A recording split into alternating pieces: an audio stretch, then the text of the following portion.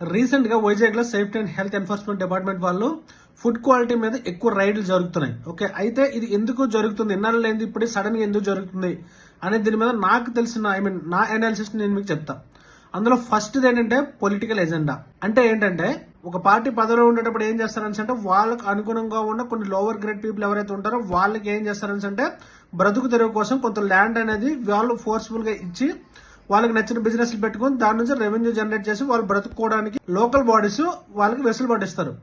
అయితే గవర్నమెంట్ మారిన తర్వాత సడన్ గా ఉన్న ఫలంగా వాళ్ళు ఖాళీ చేపేయడం అనేది కుదరదు.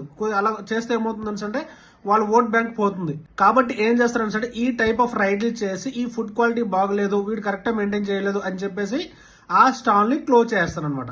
ఇక్కడ ఏమవుతుంది, లీగల్ గా ఓట్ బ్యాంక్ పోకుండా స్టాల్ అనేది క్లోజ్ చేసేయడం అనేది ఒక పద్ధతి. ఇది ఒకటోది. సెకండ్ పాయింట్ ఏంటంటే ఎవరైనా కొత్త ఆఫీసర్ వచ్చారో వాళ్ళు ఆయన చాలా స్ట్రిక్ట్ అనుకోండి.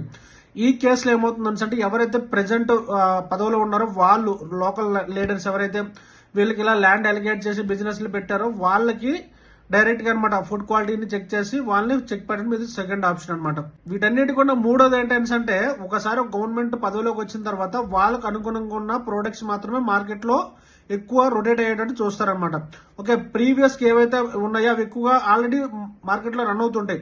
వాటి మీద ఒక బ్యాడ్ రిమార్క్ వేసి వాటిని పక్కన పెట్టి వీళ్ళ ప్రొడక్ట్స్ మార్కెట్ లో హైలైట్ చేసి వీళ్ళ బిజినెస్ పెంచుకోవడం థర్డ్ ఆప్షన్ అనమాట.